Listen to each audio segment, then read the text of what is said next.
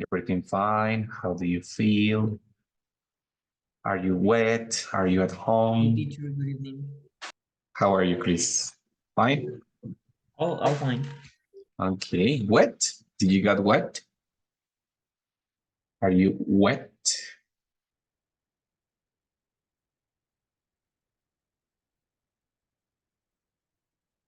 Do you know what is the meaning of wet?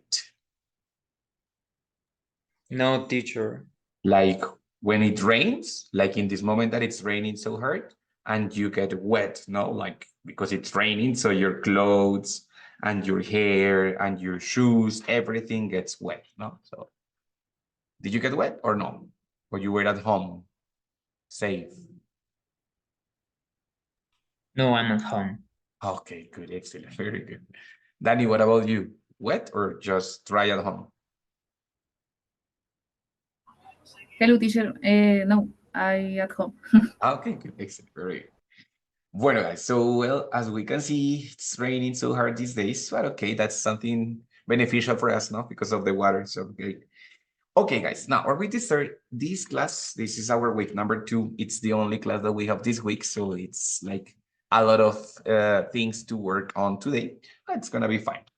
The week is going to be called like describe it, right? Because this week we're gonna work on the description. Ready? And I know that we have been working on descriptions before, but this time we're going to do it like a little bit deeper, a little bit more complex, right? So we have 2 questions in this week. The first one, it's like, how would you describe the place where you live? And the second one, it's what would you consider the negative aspects of it, right? So the first part, it's describe the place where we live. And the second part, it's contrasting. Contrasting because we are talking about, for sure, positive aspects, right? The weather, the traffic, the peace, the no sé, the landscape, el paisaje, whatever, the positive aspects that we have of our place. And also we're talking about the negative aspects. So in that case, we're going to make a contrast between what is good and what is bad. Ready? And here, this level, intermediate 2, sorry, is going to be dedicated to that. Not only contrasting, but connecting. Connecting ideas, ready? So, because we know how to create ideas in simple present, how to create ideas in simple past, how to create ideas in past perfect, in future, but something that we have not worked a lot, it's on how to connect those ideas, ready? So this level, we're going to dedicate ourselves for connecting, ready? And if we want to dedicate ourselves on connecting ideas, the most important thing is that we have to learn which are the most important connectors or the linking words, ready? When we talk about linking words or connectors, we are going to have different kinds of connectors. We have connectors of addition, connectors of contrast that are the ones that we're going to study today, connectors of result, connectors of reason, ya los hemos visto, you know, the because, due to, since, connectors of condition, también los hemos visto, if, unless, provided that, yes, connectors of purpose, that for, to, in order for, with the objective of, right? So we have different kinds of connectors, ready? Depending on my intention. Then this week we're going to have contrast connectors, ready? It means that we're going to connect something that is good with something that is bad, something that is white with something that is black, something that is easy with something that is what? Hard. Hard or difficult, right? When we talk about contrast, it's doing that. It's putting together 2 things that are completely different. Ready? So that's what we're going to do today. But we're going to do it as we describe and as we work on the description part. Ready? Well, I'm going to show you one example of the description of the place where I live. And then we are going to work on that together. Ready? Mrs. Daniela, help me to read the first part from the first paragraph of my description. My neighborhood is a place where people can walk their dogs because it is a place which has 3 consecutive parks that make a very big park. There is enough space for people who share with pets, but also for those who share with families. Perfect, very good. So my neighborhood is a place where, yeah, and also a place which, and it's also a place that, and it's also where it has a space for people who, and also for those who. So the first thing that we can see is that we are using relative clauses and relative pronouns, no? Remember that the relative pronouns are the WH words and that, and they what they do is that they allow me, they permit me to include or introduce more information, complementary information about one subject. In the first place, I'm talking about my neighborhood. Also, I'm talking about it is a place, o sea, my neighborhood, yes. And also here we're talking about the consecutive parts that they make a very big part. And here we're talking about people and then complementing ideas of that people. Ready? Christian, read the second paragraph, my friend. Nevertheless, there are other people who don't take care of the space where they are and they affect it when they spend some time there. Exactly. So the first thing that we see is a word in blue that it's nevertheless. What is the meaning of nevertheless?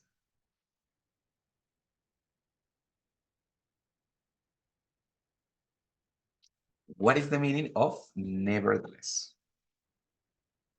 Sin embargo, Sin embargo, muy bien. That actually, it's a connector that from the ones that we have here. It's the second connector, nevertheless, ready? It's a connector of contrast. So I'm saying, okay, sí, muy bonito mi barrio y todo, pero sin embargo, and I introduce negative aspects, ready? So in that case, I'm talking about, there are other people who, talking about people, yes, who don't take care of the spaces where they are. Ese word hablando de los espacios, ¿cierto? And they affected when they spend time there. O sea, un relative clause para la situación. ¿Qué situación? Cuando las personas pasan tiempo. Ready? Entonces, one important way to describe things is with the introduction of the relative clauses. Relative clauses that we have seen, estas ya las hemos visto, and we saw that the relative clauses are defining, not defining, ¿cierto? But then we said, okay, yes, my hometown is a place where you can relax, así como acá dijimos que it's a place where people can walk their dogs, ¿cierto? Es un lugar donde, and when I use where, yes, it's like, ¿qué pasa en ese lugar? Right?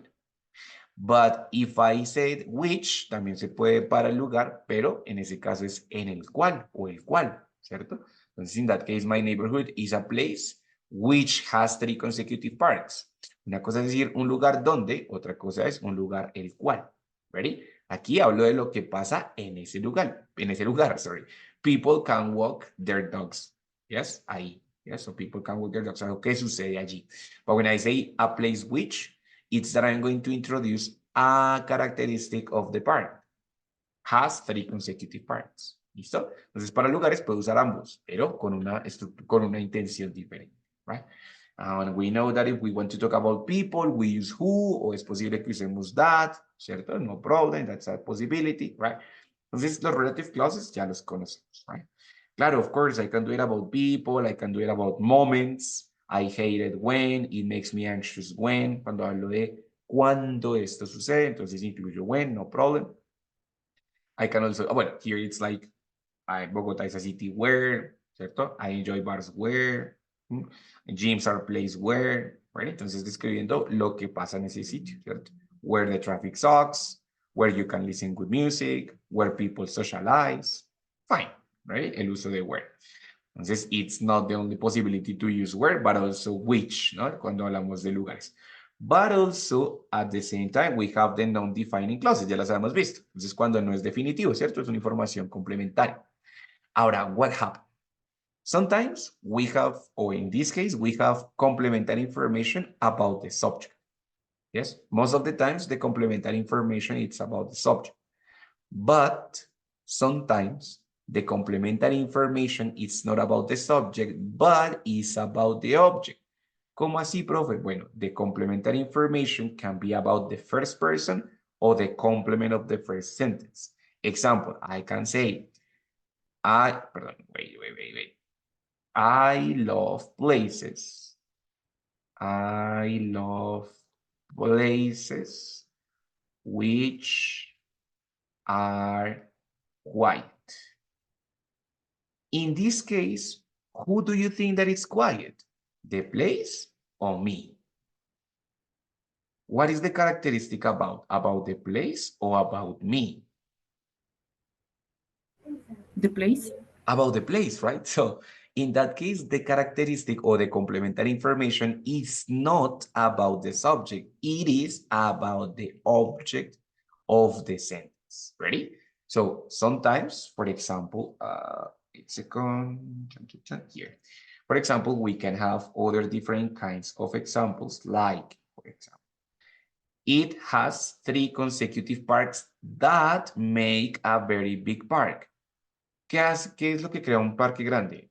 ¿Mi barrio o los 3 parques consecutivos? Los 3 parques consecutivos, right? So the idea, this complementary information, it's not about my neighborhood, but it's about the 3 consecutive parks, o sea, del objeto de la oración.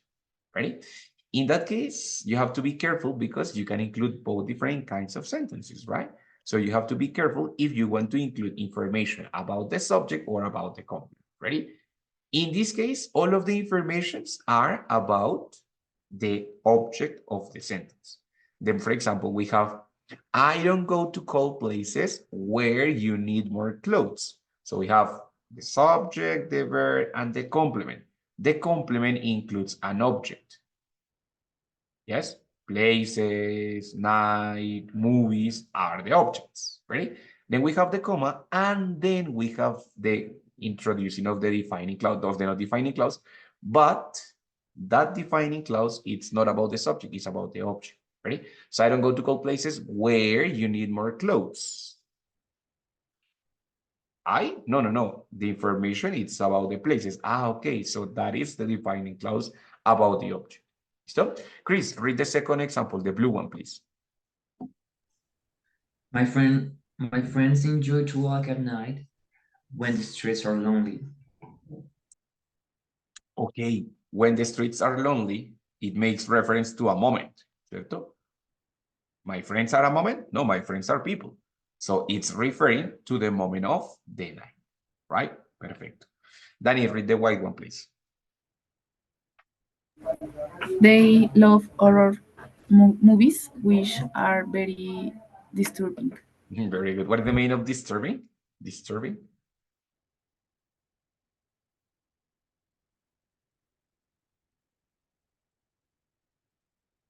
What is the meaning of disturbing? Inquietante. Inquietante o perturbador. Muy bien, very good. So, ¿quién es perturbador o inquietante? ¿Mis amigos o the movies? The movies. The movies. So, in this case, guys, right, we are going to introduce information about this. This is the structure. So, subject, verb, and then the complement, and then the information. Lo mismo, which, who, where, when, whatever, and the information it's about the object. So, when, then the verb, and then the subject. Sorry, and then the complement, no? Of course, the subject, verb, and complement. Yes, when you need more clothes, when the streets are lonely, in this case, which are very disturbing, like this one, no? So no problem, right? Questions about it, guys? Difficulties or problems here on the use of the non-defining clauses? No, teacher, it's clear for me. Yes. Danny, fine? Yes, teacher. Okay, very good. So I would say, for example, Bogota, which is the place where all of us live, yes, Bogota has some neighborhoods. Please complete that sentence. Bogota has some neighborhoods. Tin, tin, tin. Completed.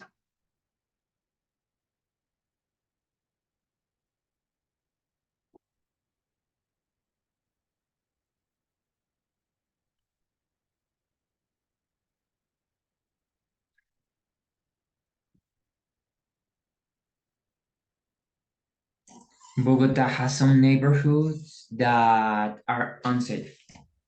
Very good. That one it would be which or that, no? Both are possible. So Bogota has some neighborhoods that or which are unsafe. In that case, Christian is not talking about the whole Bogota, it's talking about the neighborhoods, no? So the information it's about the object. Muy bien.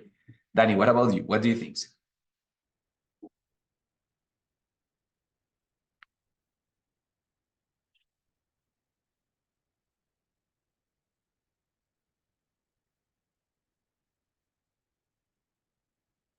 Any ideas? Bogota has some neighborhoods which are very populated. Oh, that's great. Which are very, we could say, overpopulated. You know, like the most popular neighborhoods are overpopulated. Excellent, very good. Ready? So in that case, the characteristic is about the neighborhoods. That's why we use which or that. Ready? Teacher, can I use where? Claro, because are places. So I could say, for example, Bogota has some neighborhoods where the things are more expensive. You know, the more exclusive neighborhoods. Yes.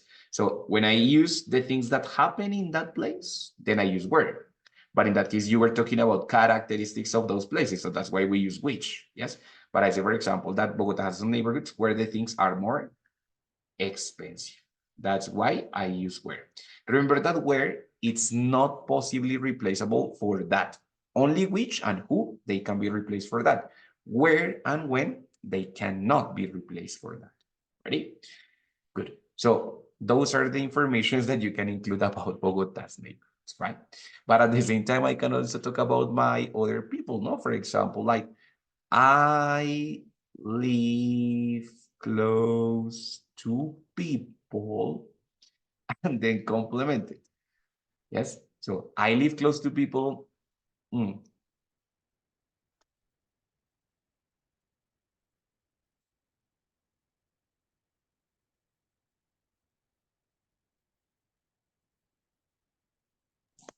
I live close to people who don't like noise. Exactly, very good. So I live close to people who don't like noise. Are you talking about yourself? No, you're talking about the people, right? So who don't like noise. Wait, sorry, noise. Alrighty. Danny, what about you?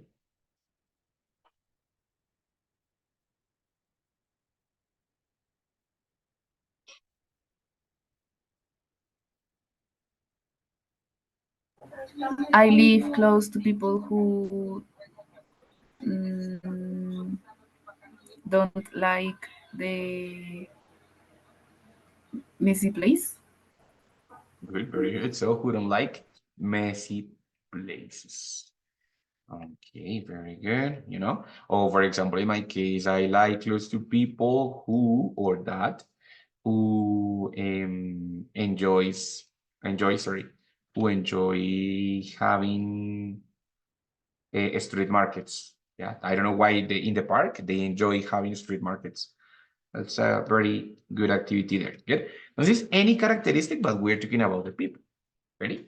You know that look at the sentence, no? I live. Right? Oh, I can do it in a different way.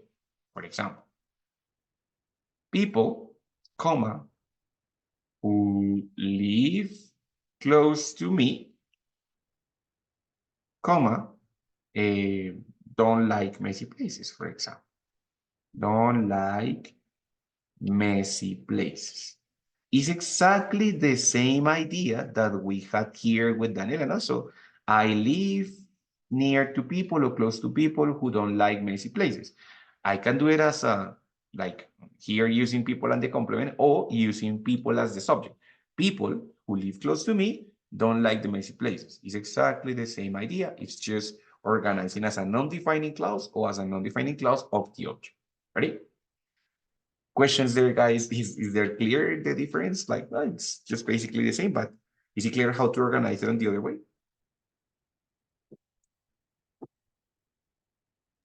Yes, teacher, is clear. Sure. Okay, guys. So that was like the first part. It was kind of a review, a little review of the relative clauses and a little expansion with those relative clauses at the end. Ready? Now, the relative clauses is just one resource for creating a description. It's only one of the resources. But in general terms, when we talk about description, something that we have to take into account, it's the vocabulary of the adjectives. Ready? The vocabulary of the adjectives, it's big, small, beautiful, peaceful, Colombian. We're going to have adjectives of many different categories, and they are going to be organized in a specific way. Ready? So when we talk about that, like modifiers of a sentence, we use adjectives, nouns, articles, all of that. Ready? So now, for example, here we have determiner, if it's mine or not, ordinal. Now, these parts are like optional. Ready? But when we talk about the noun it's sustantivo, o sea, the object, ready? It is going to be described for many different characteristics. Yes? Sugar bowl,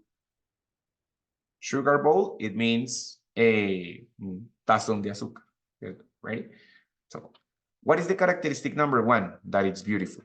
The characteristic number two, that is antique. The characteristic number three, that it's Czech, o sea, de República Checa, es checo. And the characteristic number four, that is crystal, the material. Ready? The adjectives are going to have a specific order. Here, bueno, aquí hay un error. Dice que primero va size, pero no. Size va segundo. Lo primero va el opinion. Ready? O sea, aquí hay un error entre estos dos. Ready? Entonces, primero que todo va opinion o quality. The adjectives that are expressing my opinion about something. Beautiful, ugly, useful, no sé, stressing, wonderful, marvelous, horrible, disturbing. The adjectives that express my opinion about something. Then we're going to have the size, right? Entonces, first we have opinion, and then we have the size. The size, it's about, you know, if it's big or small, but we have many other adjectives.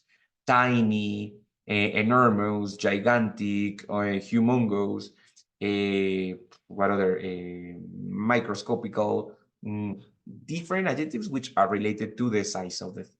Then we're going to talk about age or temperature. As for example, here we have antique, new, modern, postmodern, you know, different kinds of adjectives related to the age of the things. Or temperature, you know, like hot, cold, freezing, scorching. Scorching, it's like como abrasador, right? So all of those. Then we have about the shape, you know, shape, which is round or square or triangular, or what is the other one, like, you know, like geometrical or irregular, what it has to do with the shape of the object. And then the color, you know, the color is kind of self-explanatory, black, white, whatever. Then the origin, Colombian, Czech, American, South American, whatever, no? And finally, the material. The material, the thing that it's made of, no? So crystal, wool, metal, plastic, synthetic, organic, all of those, right? So this is the order of the adjectives. Claro, obviamente nunca voy a tener tantos adjetivos para un solo objeto, ¿cierto? Usualmente tengo 2, máximo 3, pero pues digamos que este es el orden, claro. Si no tengo un adjetivo de size, pues me lo salto y voy al siguiente, ¿right? Entonces, ejemplo, I am going to have, no sé, let's say, here we have a vase. We have a vase. Vase, it means como florero, jarrón, ready? And the characteristics are going to be, well, the color, ya lo sabemos, ¿cierto? The color is this one, ready? But also, it's Brazilian. Also, it's typical. You know, also it's, let's say, plastic. No, plastic, no, because of course it's not plastic because it's not typical, right? Pottery, which is like the ceramica pottery. Ready? And let's say cylindric. Right? Guys, if we have these 4 characteristics, how would you organize the old characteristics before the noun's name at its base? And also the color, no? So how would you organize all of these characteristics before the word base?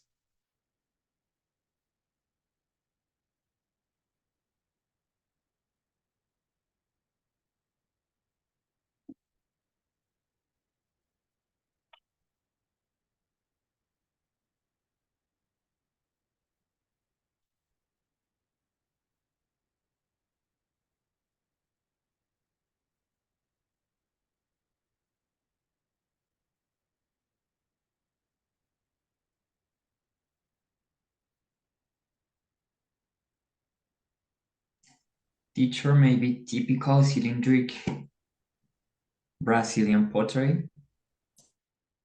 Typical, because that is whether can be interpreted as age, yes, or as opinion. Both goes first. So typical cylindric, which is about the shape. Cylindric, yes. A ver, espera que nos falta espacio. So it's a typical cylindric. What is the color? Yellow. Yellow, of course, right? So it's a typical cylindric yellow. Then we have the origin Brazilian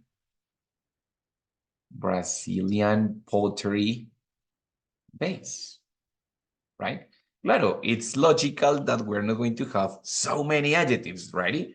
Nunca le vamos a ver a un objeto tantas características unidas, ¿cierto? 5 adjectives, it's too much, probably 2, and that's it, right? For example, when we talk about the hair, wait a second, I'm going to erase this part. Yes, oh, shoot, sorry.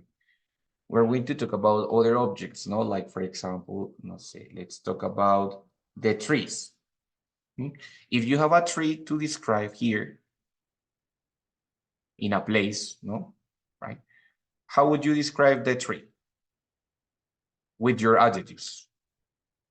2 or 3 maximum.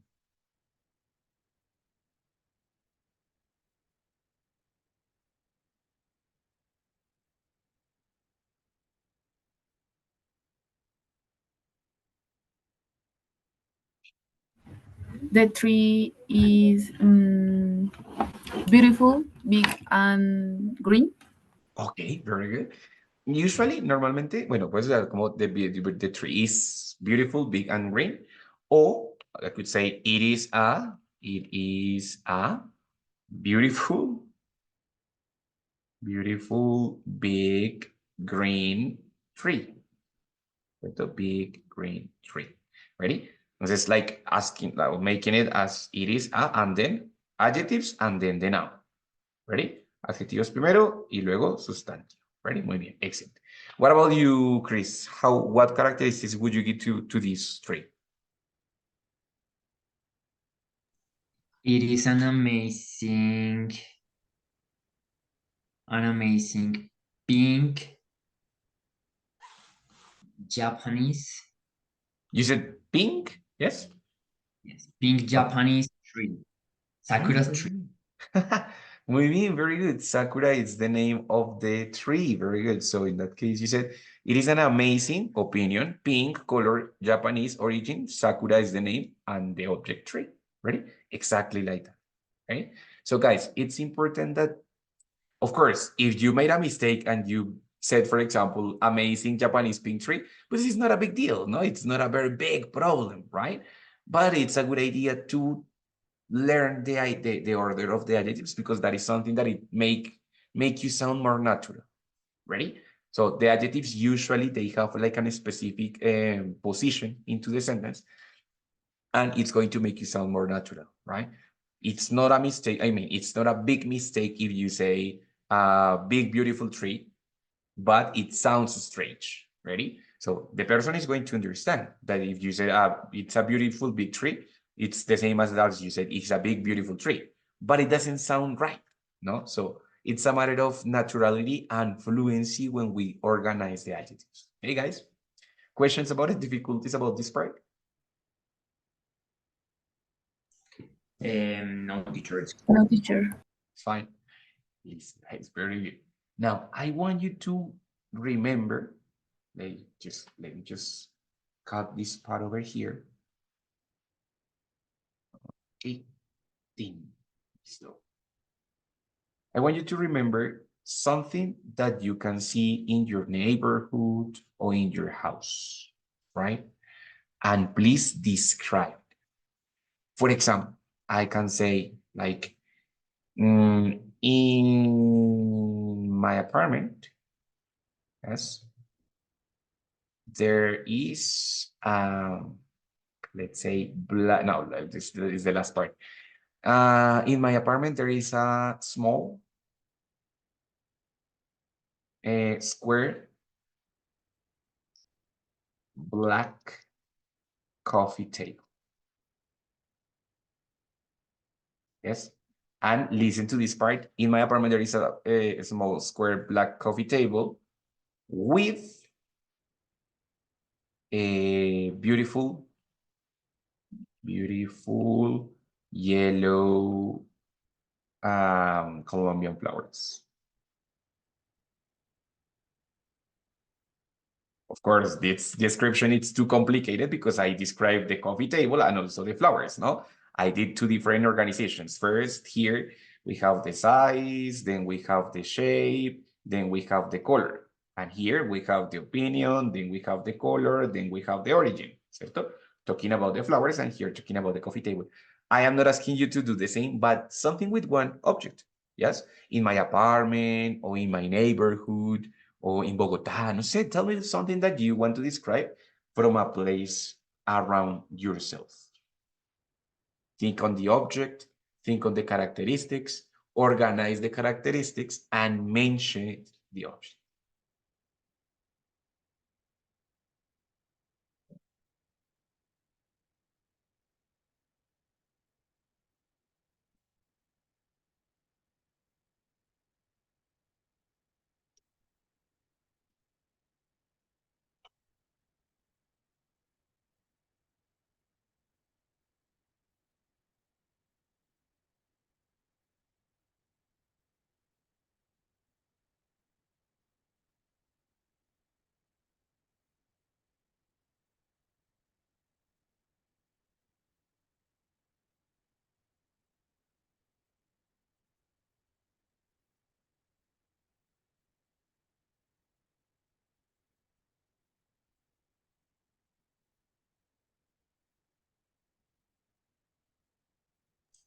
Teacher, near my neighborhood, there are a big, beautiful and green wetland. You wait a second, I wanna write down that. So near my hood or my neighborhood, ready? Oh my God, sorry. They're near my neighborhood. There is a beautiful big wetland, you mean? But, okay, yeah. Yeah, a beautiful, big, and green wetland. Green. Okay, very good. What is the meaning of wetland, Mr. Chris? Humedal. Humedal. Very good. Excellent. That's it. It's very good. So near my hood, there is a beautiful big green, the color wetland. Okay, what is the one? What is the name of the wetland? Burro or no? No. What are the names? It's named Tiwanica. Tiwanica. Okay, very good. Yes, that's right. Listo, Chris. Excellent. What about my dear Daniela? What is that object that you want to describe? In my room, there is a comfortable, big, brown, and wooden bed. Okay, comfortable, it's the opinion. Very good. Big, brown, wooden. It means made of wood, ¿cierto? O sea, de madera. Wooden bed. Very good. It sounds very tentacious, no? Like for a sleeping adult. Very good. So in my room, there is a comfortable, big, brown, wooden bed. Excellent. Ready? As I said, probably if in the real life, you're going to say a comfortable, big bed. That's it. These two characteristics, they are not so necessary. Of course, great organized here, but in normal life, we don't use so many adjectives, so it's not so difficult to organize, right? But it's just like a good idea to practice the order of the adjectives so you can kind of get used to the order in your head, right? Guys, hasta ahí, questions, difficulties, or problems over here? Not sure. No, it's fine. It's very good. So far we have been talking about two different things. One, connecting with relative clauses, relative pronouns, and two, ordering the characteristics of the objects that we're going to describe. That, right? So how can I connect those things? Oh, well, of course, like there are, no sé, I like places where there are quiet, big, spacious rooms. Yes, so those characteristics, they can be included to the adjectives that I connect with the relative pronouns. Now, when I connect it, normally the things that I describe are positive, but as I said before, there are other moments in which the things are negative. Then we are going to have to use the connectors of contrast. Ready? The connectors of contrast are these 7 connectors. Ready? Probably there are more, but we're going to work with this 7. Ready? The first group, it's despite or in spite of. They are basically the same. The second one are even though and although, synonyms. And the last one are however, nevertheless, or on the other hand, that are also basically the same. Ready? Remember that it's for contrasting. So one idea is good, the other idea is bad. One idea is big, the other idea is small. One idea is supporting, the other idea is contrasting, right? So something like that. And these are connecting ideas or linking words. Remember that the linking words usually are going to be found in two different positions. One possibility is to use the expression at the beginning and then connecting the idea number 1 with the idea number 2. Use the expression at the beginning, connecting idea number 1 with the idea number 2 with a comma in the middle. The other possibility is that I can use the connector in the middle, connecting idea with number 1 with idea number 2. Connector in the middle, idea number 1 and idea number 2. Ready? Ahora, despite and in spite of, they mean a pesar de, ¿cierto? Entonces, when I use despite or in spite of, the next sentence is going to be a noun phrase, o sea que es una oración que no tiene verbo. Ready? A pesar de el clima, a pesar de el dinero, a pesar de la inseguridad. No tiene verbo, es una simple oración nominal, o sea, un sustantivo, un sujeto, por decirlo así. Ready? For example, I love Bogotá. I love my city. I love Bogotá. Yes. In spite of the traffic. No estoy diciendo que tiene tráfico, no solamente a pesar de el tráfico. That's it. No tiene verbo, just a pesar del tráfico. In spite of the traffic. Profe, ¿puedo usar despite? Sí, claro. Despite the traffic. Despite, it's more commonly used at the beginning. Normalmente se usa al principio, but it's fine. It's the same. Despite the traffic, comma, I love Bogotá. Entonces puedo usar cualquiera de las dos. Despite the traffic, I love Bogotá, o I love Bogotá in spite of the traffic. For example, I don't know, just like I have trouble sleeping. Para no hacerlo todo sobre Bogotá. So I have trouble sleeping, yes, in spite of my mood. Yes. Doesn't matter if my mood is like, a pesar de mi ánimo, cansado o no cansado, I have troubles sleeping. Ready? Entonces, it means a pesar de. ¿Vale? Even though and although también significan a pesar de. Ready? But those sentences are going to be followed, yes, by a complete sentence, a complete idea. Ready? So in that case, it's like, okay, I have trouble sleeping, yes, even though I always feel tired. Yes, I have trouble sleeping even though I always feel tired. O sea, this thing, it's a complete idea. Pero a pesar de eso, happens the first sentence. Ready? Entonces son expresiones o conectores similares. La diferencia. Después de despite o in spite of, solo tengo un sustantivo. Después de even though and although, tengo toda una oración completa que me dice, a pesar de esto, esto también es verdad. ¿Listo? Son conectores de contraste. Right? I am going to use this one, I love Bogota, but with this one. Okay, super simple. So, although Bogota, wait, I misspelled. Although Bogota has a lot of traffic, Bogota has traffic, aquí sí tengo la oración completa, no solamente de traffic. Although Bogota has traffic, coma, I love it. I love quién? Pues Bogotá, right? Entonces, although and even though tienen una conexión entre las dos ideas, que una no tiene sentido completo sin la otra, ¿cierto? Son ideas coordinadas, es decir, que una necesita la otra para tener sentido completo. ¿Listo? Y pues es a pesar de. Ready? Okay. So, although Bogotá has traffic, I love it. Right? También lo pueden encontrar como sin embargo, a pesar de, what other, no, like those two, right? Entonces, those are the two different ways of connecting with in spite of, despite, even though, and although. Esas son como las similares. Ready? Ahora, however, nevertheless, and on the other hand.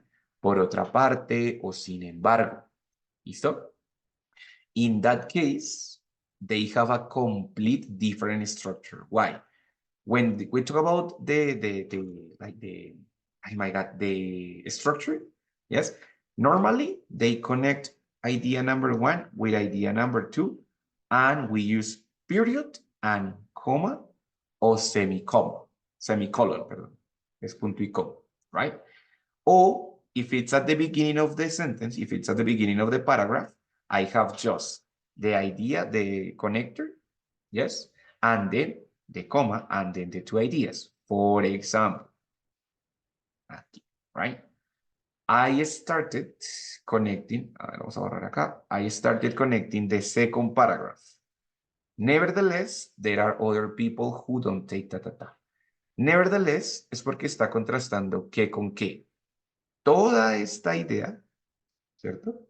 Con toda esta idea. O sea, nevertheless, on the other hand, and however, pueden usarse para iniciar un párrafo, mientras que los otros generalmente no, ¿cierto? Porque son ideas coordinadas, es decir, ideas que necesitan otra idea anterior para conectarse. En cambio, however, nevertheless o on the other hand, no, ¿sí? Van a introducir una idea completamente nueva que no tiene relación completa con la idea anterior. ¿Listo? Entonces, por ejemplo, ok, sí, yo acá dije que unas cosas lindas de mi barrio, sin embargo, hay otras cosas malas. Ambos párrafos pueden subsistir por separado, ¿cierto? Pero los quiero contrastar a través de estos conectores, especialmente estos que son, digamos, como a un nivel más grande. ¿Ready? Estos de acá, digamos que son un nivel como interno del párrafo, interno de las ideas coordinadas, ¿right? Y pues como les dije, digamos que esto con solo sustantivos y estos dos con oraciones completas. ¿Ready? Pues, for example, I said, no sé, I love Bogotá. Ese es el final de mi idea anterior. Yes. Entonces, no sé. Y despite the horrible traffic of the city, coma, I love Bogotá. Punto. Nevertheless, or however, let's use however. However, I would like to move to, no sé, Cali o Medellín o lo que sea, because the traffic no sé qué. Sí, está conectando que me gusta Bogotá con que me gustaría igual moverme, pero en realidad esta idea hace parte de la idea anterior, mientras que esta hace parte de una nueva idea. ¿Sí? No son la misma idea, por eso tengo que separarlo con punto y después del conector, una coma o un punto y coma. ¿Qué tal, guys? ¿Qué tal esos 7 conectores? Más o menos, questions, si están claros, enredados un poquito, a little bit.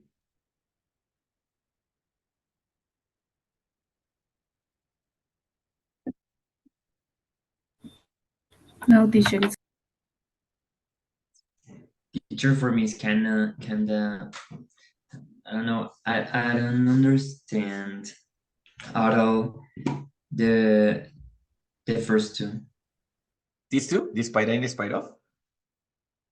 Despite and despite, the difference between despite and despite of, and even though and Ah. although. Okay, got it. Excellent. Bueno, my friend. So, well, we have the question, the initial question was like, how would you describe the places where you live? Which it's like all the beautiful parts, and what would you consider the negative aspects of it? Ready? Christian, what is the name of your neighborhood? It's Carbonelli. Carbonell. Excellent. What is the good thing or the best part of your neighborhood? The silence, the praise of the things. There are many stores. Okay, so lot of stores. Lot of stores. Great. And what could be the negative aspects of your neighborhood?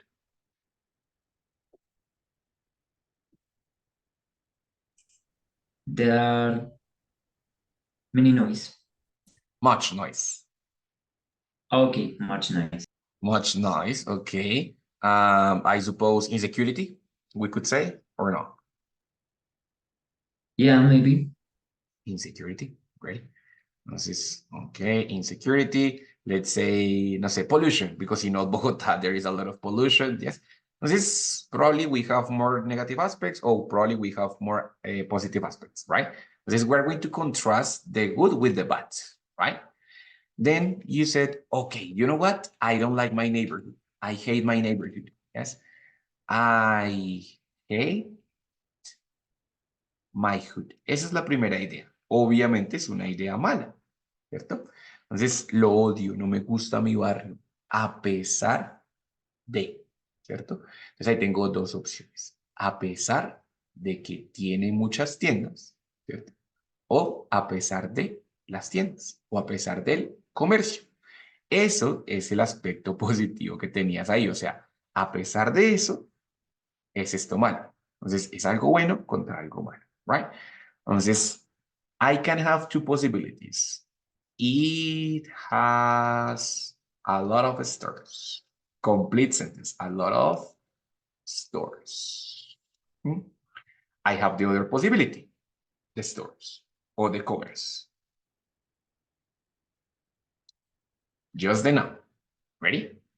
One of the sentence is connected with in spite of or despite. The other sentence is connected with although or even though. How do you think are these sentences connected? The second one is with, despite, or in spite of. And the first one is with, although. Okay, or even though. Ready? Also usar even though, that's for a change. So then this expression has, or it's followed by a complete idea. It has a lot of stores, all the sentence complete. While this one, it's just followed by the noun phrase. By the noun phrase, o sea, by just one word, un sujeto, un objeto, right? So I hate my hood despite the commerce, or in spite of the commerce, right? I hate my hood even though it has a lot of stories, right? Noten que las dos oraciones cuando conecto con even though o although, digamos esta oración, si yo digo it has a lot of stores, no es completamente clara. Necesita de la primera oración para tener sentido completo. Son oraciones coordinadas. ¿Ready? Entonces, I hate my hood even though it has a lot of stores. ¿Quién? ¿Quién tiene muchas tiendas? Ah, ok, my hood. Right? Lo mismo, the commerce. ¿Qué tiene que ver the commerce? Ah, ok, I hate my hood despite of the commerce. Tienen que ser oraciones coordinadas. Mientras que con las segundas, con nevertheless, however, all of them, las oraciones son completamente independientes. Sí se contrastan, pero son independientes. ¿Listo? Entonces, la diferencia entre despite and in spite of y las últimas y las otras dos, even though and although, es la cantidad de información que incluimos en la idea contrastante. Ese es, that's it. Oh, okay, I got it. Ready? ¿Listo? Okay, guys, no worries with pleasure. So I am going to leave you the questions. as a homework, 'cause probably there is a lot of information. I would like you to do the exercise. What not, sorry. How would you describe the place where you live, but a complete description? Ready? Do it for yourself. Don't do it for me. Do it for yourself. My neighborhood is a place where blee, blee, blee, with a lot of ta, ta, ta. In my neighborhood live people who ta, ta, ta, ta, ta, who don't like the noise, right? It's like putting all the elements of the class together. The first part about the relative pronouns, ¿cierto? The order of the adjectives, right? So I could say, bueno, I live close to people who are, no sé, successful, wealthy. Wealthy means like adinerado. Successful, wealthy Colombian professionals, no? So putting all together, like for describing the place where you live, right? But also doing the second part. What would you consider the negative aspects of it? O sea, contrasting the negative part of your place where you live. Then you could say, okay, I live in a place where blah, blah, blah, this is good, this is also good, near to people who blah, blah, blah. Nevertheless, ta, ta, ta, ta, ta, ta, ¿cierto? Or just something shorter. I love my neighborhood, yes, despite, and then introducing the negative aspect. It depends on you. How do you want to connect your ideas, right? So in this second week of the intermediate two, we start connecting ideas and we start with the contrasting connectors. That is like the first part, right? So try to do it. Try to do it for yourself. Try to do it as a practice activity. If you have questions, of course, let me know on WhatsApp. And that's it, guys. Okay. So, of course, many of the activities that you're going to do on the platform are going to be directed to this way, not to describing the neighborhood, contrasting ideas, all of that. So, that's it. Guys, thank you for being here. See you the next week. The next week, we have 2 classes, Tuesday and Thursday, ready? 8 p.m. So, nothing. If you have the opportunity, but attend to the class. And they are already available for programming. So, if you want to go right now to program them, they are already available, right? So thank you for the attention, for the participation, and see you the next week, guys. Thank you, teacher. Good night. Good night. Have a good night.